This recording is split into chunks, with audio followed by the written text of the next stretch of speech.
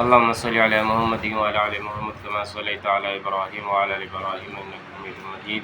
اللهم بارك على محمد وعلى آل محمد كما باركت على إبراهيم وعلى آل إبراهيم إنك حميد مجيد. بسم اللہ الرحمن الرحیم. تبوک میں حضرت کعب رضی اللہ عنہ کی غیر حاضری اور توبہ. اسی تبوک کی لڑائی میں معذورین کے علاوہ 80 سے زیادہ تو منافق انصار میں سے تھے اور اتنے ہی تقریباً بدوی لوگوں میں سے. ان کے علاوہ ایک بڑی جماعت باہر کے لوگوں میں سے ایسی تھی جو شریک نہیں ہوئی، اور اتنا ہی نہیں بلکہ یہ لوگ دوسروں کو بھی لا تنفروا فی الحر کہہ کر روکتے تھے، گرمی میں نہ نکلو. حق تعالی شانہ فرماتے ہیں کہ جہنم کی آگ کی گرمی بہت سخت ہے. ان کے علاوہ 3 سچے پکے مسلمان بھی ایسے تھے جو بلا کسی قوی عذر کے اسی لڑائی میں شریک نہیں ہو سکے. ایک کعب بن مالک رضی اللہ عنہ، دوسرے حلال بن امیہ، تیسرے مرارہ بن ربی رضی اللہ عنہم. یہ تینوں حضرات کسی نفاق یا عذر سے نہیں ٹھہرے بلکہ خوشحالی ہی سبب رہ جانے کا بن گئی. کعب رضی اللہ عنہ اپنی سرگزشت جو اس موقع پر پیش آئی مفصل سناتے ہیں جو آئندہ آ رہی ہے. مرارہ رضی اللہ عنہ بن ربی کا باغ خوب پھل رہا تھا. ان کو خیال ہوا کہ اگر میں چلا گیا تو یہ سب ضائع ہو جائے گا. ہمیشہ میں لڑائیوں میں شریک ہوتا ہی رہا ہوں، اگر اس مرتبہ رہ گیا تو کیا مذائقہ ہے. اس لیے ٹھہر گئے. مگر جب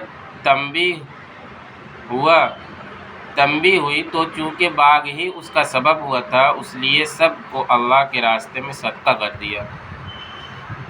ہلال رضی اللہ عنہ کے اہل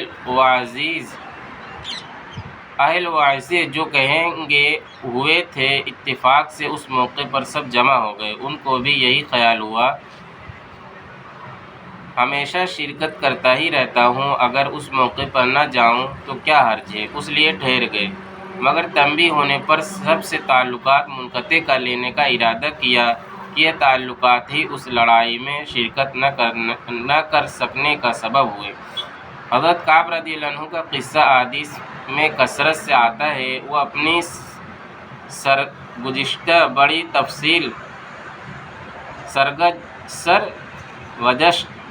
تفصیل سے سنایا کرتے تھے. وہ فرماتے ہیں کہ میں تبوک سے پہلے کسی لڑائی میں بھی اتنا قوی اور مالدار نہیں تھا جتنا کہ تبوک کے وقت تھا. اس وقت میرے پاس خود اپنی ذاتی 2 اونٹنیاں تھیں. اس سے پہلے کبھی بھی 2 اونٹنیاں میرے پاس ہونے کی نوبت نہیں آئی. حضور اکرم صلی اللہ علیہ وسلم ہمیشہ عادت شریفہ یہ تھی کہ جس طرف لڑائی کا ارادہ ہوتا تھا اس کا اظہار نہیں ہوتا تھا بلکہ دوسری جانبوں کے احوال دریافت فرماتے تھے. مگر اس لڑائی میں چونکہ گرمی بھی شدید تھی اور سفر بھی دور کا تھا، ان کے علاوہ دشمنوں کی بھی بہت بڑی جماعت تھی. اس لیے صاف اعلان فرما دیا، یعنی صاف سب کو بتا دیا، اعلان کر دیا کہ لوگ تیاری کر لیں. چنانچہ مسلمانوں کی اتنی بڑی جماعت حضور صلی اللہ علیہ وسلم کے ساتھ ہو گئی کہ رجسٹر میں ان کا نام بھی لکھنا دشوار تھا، اور مجمع کی کثرت کی وجہ سے کوئی شخص اگر چھپنا چاہتا کہ میں نہ جاؤں نہ پتہ چلے تو دشوار نہ تھا. اس کے ساتھی پھل بالکل پک رہے تھے. میں بھی سامان سفر کی تیاری کا صبح ہی سے ارادہ کرتا، مگر شام ہو جاتی اور کسی قسم کی تیاری کی نوبت نہ آتی. لیکن میں اپنے دل میں خیال کرتا کہ مجھے وسعت حاصل ہے، جب ارادہ پختہ کروں گا فوراً ہو جائے گا. حتیٰ کہ حضور صلی اللہ علیہ وسلم روانہ بھی ہو گئے اور مسلمان آپ صلی اللہ علیہ وسلم کے ساتھ، مگر میرا سامان سفر تیار نہ ہوا. پھر بھی یہی خیال رہا کہ ایک دو روز میں تیار کر کے جا ملوں گا. اسی طرح آج کل پر ٹلتا رہا، حتیٰ کہ حضور صلی اللہ علیہ وسلم کے وہاں پہنچنے کا زمانہ تقریباً آ گیا. اس وقت میں نے کوشش بھی کی مگر سامان نہ ہو سکا.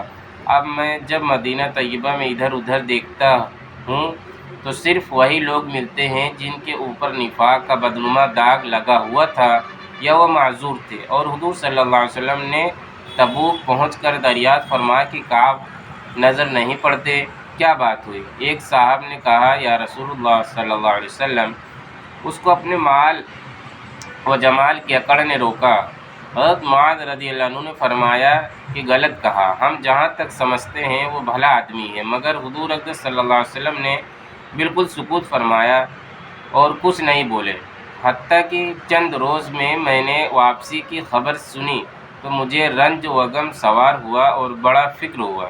دل میں جھوٹے عذر آتے تھے کہ اس وقت کسی فرضی عذر سے حضور صلی اللہ علیہ وسلم کے غصے سے جان بچا لوں، پھر کسی وقت معافی کی درخواست کر لوں گا، اور اس بارے میں اپنے گھرانے کے ہر سمجھدار سے مشورہ کرتا رہا، مگر جب مجھے معلوم ہو گیا کہ حضور صلی اللہ علیہ وسلم تشریف لے ہی آئے تو میرے دل نے فیصلہ کیا کہ بغیر سچ کے کوئی چیز نجات نہ دے گی، اور میں نے سچ عرض کرنے کی ٹھان لی۔ حضور صلی اللہ علیہ وسلم کی عادت شریفہ یہ تھی کہ جب سفر سے واپس تشریف لاتے تو اول مسجد میں تشریف لے جاتے اور 2 رکعت تحیۃ المسجد پڑھتے اور وہاں تھوڑی دیر تشریف رکھتے کہ لوگوں سے ملاقات فرمائے۔ چنانچہ حسب معمول حضور صلی اللہ علیہ وسلم تشریف فرما رہے اور منافق لوگ آ کر جھوٹے عذر کرتے اور قسمیں کھاتے رہے۔ حضور اکرم صلی اللہ علیہ وسلم ان کے ظاہر حال کو قبول فرماتے رہے اور باطن کو اللہ کے سپرد فرماتے رہے کہ اتنے میں بھی حاضر ہوا اور سلام کیا۔ حضور صلی اللہ علیہ وسلم نے ناراضگی کے انداز میں تبسم فرمایا اور اعراض فرمایا۔ میں نے عرض کیا، یا نبی صلی اللہ علیہ وسلم، آپ صلی اللہ علیہ وسلم نے اعراض فرما لیا؟ میں خدا کی قسم نہ تو منافق ہوں نہ مجھے ایمان میں کچھ تردد ہے۔ ارشاد فرمایا کہ یہاں آ۔ میں قریب ہو کر بیٹھ گیا۔ حضور صلی اللہ علیہ وسلم نے فرمایا کہ تجھے کس چیز نے روکا؟ کیا تو نے اونٹنی نہیں خرید رکھی تھی؟ میں نے عرض کیا، رسول اللہ، اگر میں کسی دنیا دار کے پاس اس وقت ہوتا تو مجھے یقین ہے کہ میں اس کے غصے سے معقول عذر کے ساتھ خلاصی پا لیتا کہ مجھے بات کرنے کا سلیقہ اللہ تعالیٰ نے عطا فرمایا ہے۔ آپ صلی اللہ علیہ وسلم کے متعلق مجھے معلوم ہے کہ اگر آج جھوٹ سے آپ صلی اللہ علیہ وسلم کو راضی کر لوں تو قریب ہے کہ اللہ جل جلالہ مجھ سے ناراض ہوں گے، اور اگر آپ صلی اللہ علیہ وسلم سے صاف عرض کر دوں تو آپ صلی اللہ علیہ وسلم کو غصہ آئے گا، لیکن قریب ہے کہ اللہ کی پاک ذات آپ صلی اللہ علیہ وسلم کے عتاب کو زائل فرما دے، یعنی آپ کے غصے کو ختم کر دے اللہ پاک۔ اس لیے سچ ہی عرض کرتا ہوں کہ وہ اللہ، مجھے کوئی عذر نہیں تھا، اور جیسا فارغ اور وسعت والا میں اس زمانے میں تھا کسی زمانے میں بھی اس سے پہلے نہیں ہوا۔ حضور صلی اللہ علیہ وسلم نے ارشاد فرمایا کہ اس نے سچ کہا۔ پھر فرمایا کہ اچھا اٹھ جاؤ، تمہارا فیصلہ حق تعالیٰ شانہ فرمائیں گے۔ میں وہاں سے اٹھا تو میرے قوم کے بہت سے لوگوں نے مجھے ملامت کی کہ تو نے اس سے پہلے کوئی گناہ نہیں کیا تھا، اگر تو کوئی عذر کر کے حضور صلی اللہ علیہ وسلم سے استغفار کی درخواست کرتا تو حضور صلی اللہ علیہ وسلم استغفار تیرے لیے کافی تھا۔ میں نے ان سے پوچھا کہ کوئی اور بھی ایسا شخص ہے جس کے ساتھ یہ معاملہ ہوا؟ لوگوں نے بتایا کہ 2 شخصوں کے ساتھ اور بھی یہی معاملہ ہوا کہ انہوں نے بھی یہی گفتگو کی جو تو نے کی، اور یہی جواب ان کو ملا جو تجھ کو ملا۔ ایک ہلال بن امیہ، دوسرے مرارہ بن ربی رضی اللہ عنہ۔ میں نے دیکھا کہ وہ 2 صالح شخص جو دونوں بدری ہیں وہ بھی میرے شریک حال ہیں۔ حضور اقدس صلی اللہ علیہ وسلم نے ہم تینوں سے بولنے کی ممانعت بھی فرما دی کہ کوئی شخص ہم سے کلام نہ کرے۔ یہ قاعدہ کی بات ہے کہ غصہ اسی پر آتا ہے جس سے تعلق ہوتا ہے، اور تنبیہ اسی کو کی جاتی ہے جس میں اس کی اہلیت بھی ہو۔ جس میں اصلاح و صلاح کی قابلیت ہی نہ ہو اس کو تنبیہ ہی کون کرتا ہے، یعنی جو سہ سکے اور جو اس سے محبت ہوتی انسان اسی کو تنبیہ کرتا ہے۔ یہ دنیا کا قاعدہ ہے۔ کعب رضی اللہ عنہ کہتے ہیں کہ حضور صلی اللہ علیہ وسلم کی ممانعت پر لوگوں نے ہم سے بولنا چھوڑ دیا اور ہم سے اجتناب کرنے لگے، اور گویا دنیا ہی بدل گئی، حتیٰ کہ زمین باوجود اپنی وسعت کے مجھے تنگ معلوم ہونے لگی، سارے لوگ اجنبی معلوم ہونے لگے، در و دیوار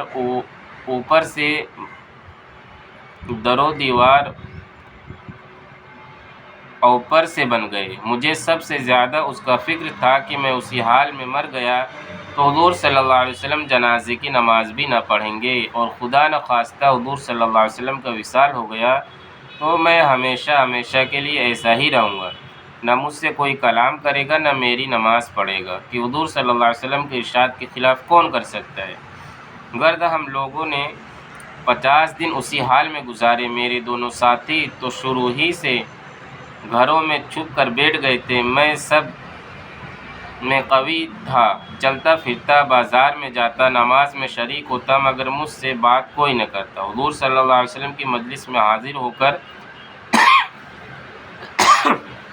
سلام کرتا اور بہت غور سے خیال کرتا کہ حضور صلی اللہ علیہ وسلم کے لب مبارک جواب کے لیے ہلے یا نہیں۔ نماز کے بعد حضور صلی اللہ علیہ وسلم کے قریب ہی کھڑے ہو کر نماز پوری کرتا اور آنکھ چرا کر دیکھتا کہ حضور صلی اللہ علیہ وسلم مجھے دیکھتے بھی ہیں یا نہیں۔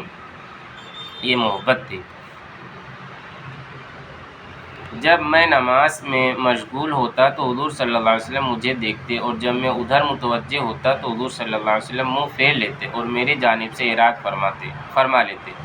گرد یہی حالت گزرتے رہے اور مسلمانوں کا بات چیت بند کرنا مجھ پر بہت ہی بھاری ہو گیا، تو میں ابو قتادہ رضی اللہ عنہ کی دیوار پر چڑھا۔ وہ میرے رشتے کے چچا زاد بھائی بھی تھے اور مجھ سے تعلقات بھی بہت ہی زیادہ تھے۔ میں نے اوپر چڑھ کر سلام کیا، انہوں نے سلام کا جواب نہ دیا۔ میں نے ان کو قسم دے کر پوچھا کہ کیا تمہیں معلوم نہیں کہ مجھے اللہ اور اس کے رسول صلی اللہ علیہ وسلم سے محبت ہے؟ انہوں نے اس کا بھی جواب نہ دیا۔ میں نے دوبارہ قسم دی اور دریافت کیا، وہ پھر بھی چپ ہی رہے۔ میں نے تیسری مرتبہ پھر قسم دے کر پوچھا، انہوں نے کہا اللہ جانے اور اس کا رسول صلی اللہ علیہ وسلم جانے۔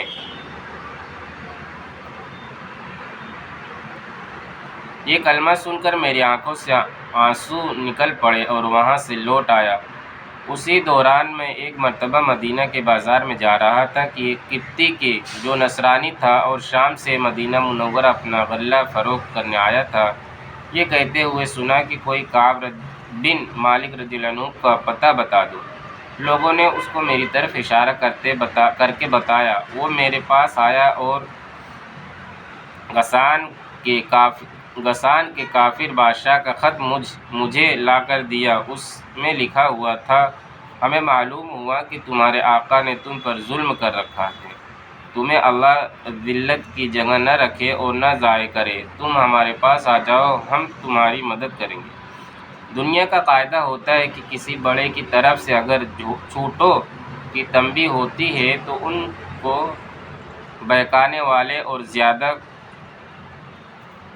ہونے کی کوشش کیا کرتے ہیں اور خیرخواہ بن کر اس قسم کے الفاظ سے اشتعال دلایا کرتے ہیں۔ کعب رضی اللہ عنہ کہتے ہیں کہ میں نے وہ خط پڑھ کر انا للہ پڑھی کہ میری حالت یہاں تک پہنچ گئی کہ کافر بھی مجھ میں طمع کرنے لگے اور مجھے اسلام تک سے ہٹانے کی تدبیریں کرنے لگے۔ یہ ایک اور مصیبت آئی اور اس خط کو لے جا کر میں نے ایک تندور میں پھونک دیا اور حضور صلی اللہ علیہ وسلم سے جا کر عرض کیا، یا رسول اللہ صلی اللہ علیہ وسلم،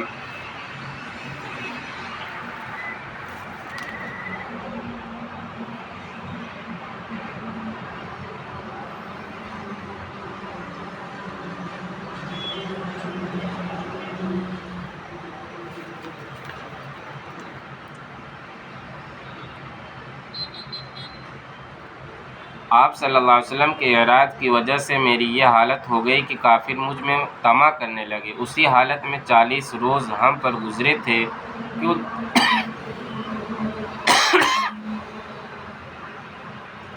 کہ حضور صلی اللہ علیہ وسلم کا قاصد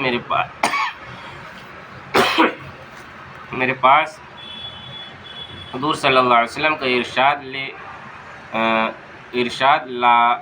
ارشاد لے کر آیا کہ اپنی بیوی کو بھی چھوڑ دو۔ میں نے دریافت کیا کہ کیا منشا ہے، اس کو طلاق دے دوں کیا نہیں، بلکہ علیحدگی اختیار کر لوں، اور میرے دونوں ساتھیوں کے پاس بھی انہی قاصد کی معرفت یہی حکم پہنچا۔ میں نے اپنی بیوی سے کہہ دیا کہ تو اپنے میکے میں چلی جا جب تک اللہ تعالی شانہ اس امر کا فیصلہ فرماویں رہنا۔ ہلال بن امیہ رضی اللہ عنہ کی بیوی حضور صلی اللہ علیہ وسلم کی خدمت میں حاضر ہوئی اور عرض کیا کہ ہلال بالکل بوڑھے شخص ہیں، کوئی خبر گیری کرنے والا نہ ہوگا، تو ہلاک ہو جائیں گے۔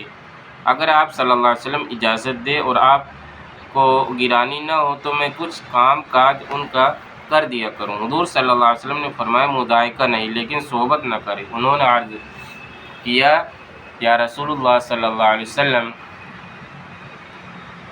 اس چیز کی طرف تو ان کو میلان بھی نہیں جس روز سے یہ واقعہ پیش آیا، آج تک ان کا وقت روتے ہی گزر رہا ہے۔ کعب رضی اللہ عنہ کہتے ہیں کہ مجھ سے بھی کہا گیا کہ ہلال کی طرح تو بھی اگر بیوی کی خدمت کی اجازت لے لے تو شاید مل جائے۔ میں نے کہا وہ بوڑھے ہیں، میں جوان ہوں، نہ معلوم مجھے کیا جواب ملے، اس لیے میں جرأت نہیں کرتا۔ غرض اس حال میں 10 روز اور گزرے کہ ہم سے بات چیت میل جول چھوٹے ہوئے پورے 50 دن ہو گئے۔ 50ویں دن کی صبح کی نماز اپنے گھر کی چھت پر پڑھ کر میں نے نہایت غمگین بیٹھا ہوا تھا۔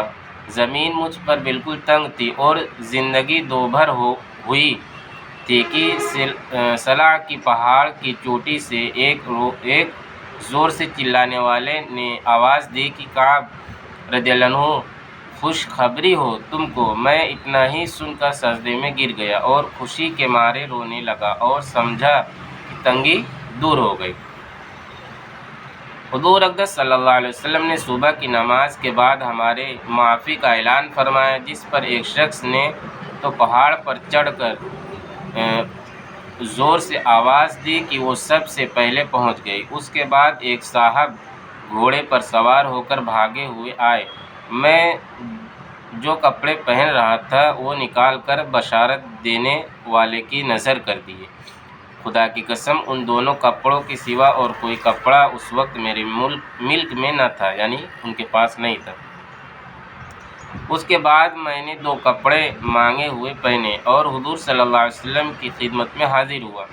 اسی طرح میرے دونوں ساتھیوں کے پاس بھی خوشخبری لے کر لوگ گئے۔ میں جب مسجد نبی صلی اللہ علیہ وسلم میں حاضر ہوا تو وہ لوگ جو خدمت اقدس میں حاضر تھے مجھے مبارک دینے کے لیے دوڑے اور سب سے پہلے ابو طلحہ رضی اللہ عنہ نے بڑھ کر مبارکباد دی اور مصافحہ کیا جو ہمیشہ ہی یاد رہے گا۔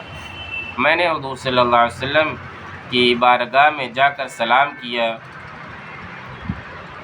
تو چہرے انور کھل رہا تھا اور انوار خوشی کے چہرے سے ظاہر ہو رہے تھے۔ حضور صلی اللہ علیہ وسلم کا چہرہ مبارک خوشی کے وقت میں چاند کی طرح چمکنے لگتا تھا۔ میں نے عرض کیا کہ یا رسول اللہ صلی اللہ علیہ وسلم، میری توبہ کی تکمیل یہ ہے کہ میری جائیداد جو ہے وہ سب اللہ کے راستے میں صدقہ ہے کہ یہ ثروت ہی اس مصیبت کا سبب بنی تھی۔ حضور صلی اللہ علیہ وسلم نے فرمایا کہ اس میں تنگی ہوگی، کچھ حصہ اپنے پاس بھی رہنے دو۔ میں نے عرض کیا کہ بہتر ہے خیبر کا حصہ رہنے دیا جائے، مجھے سچ ہی نے نجات دی، اس لیے میں نے عہد کر لیا کہ ہمیشہ ہی سچ بولوں گا۔ فائدہ یہ ہے صحابہ کرام رضی اللہ عنہ کی اطاعت اور دینداری کا اور اللہ کے خوف کا نمونہ ہمیشہ جنگ میں یہ حضرات شریک رہے۔ ایک مرتبہ کی غیر حاضری پر کیا کیا عتاب ہوا اور اس کو کسی فرمانبرداری سے برداشت کیا کہ 50 دن رو کر گزار دیے اور مال جس کی وجہ سے یہ واقعہ پیش آیا تھا وہ بھی صدقہ کر دیا، اور کافروں نے طمع دلائی تو بجائے مشتعل ہونے کے اور زیادہ پشیمان ہوئے، اور اس کو بھی اللہ کا عتاب اور حضور صلی اللہ علیہ وسلم کے اعراض کی وجہ سے سمجھا کہ میرے دین کا ذوق اور اس درجے تک پہنچ گیا کہ کافروں کو اس کی طمع ہونے لگی کہ وہ مجھے بے دین بنا دے۔ ہم لوگ بھی مسلمان ہیں، اللہ اور اس کے پاک رسول صلی اللہ علیہ وسلم کے ارشادات بھی سامنے ہیں۔ بڑے سے بڑا حکم نماز ہی کا لے لو، ایمان کے بعد اس کے برابر کوئی چیز بھی نہیں۔ کتنے ہیں جو اس حکم کی تکمیل کرتے ہیں، اور جو کرتے ہیں وہ بھی کیسے کرتے ہیں۔ اس کے بعد زکوٰۃ اور حج کا تو کیا پوچھنا۔ کہ اس میں تو مال بھی خرچ ہوتا ہے۔ اللہ پاک ہم سب کو عمل کرنے کی توفیق عطا فرمائے۔ سبحان اللہ بحمدہ، سبحانک اللہم وبحمدک، ونشہد ان لا الہ الا اللہ ونستغفرک ونتوب الیک۔ سبحان ربک رب العزۃ عما یصفون، وسلام علی المرسلین، والحمد للہ۔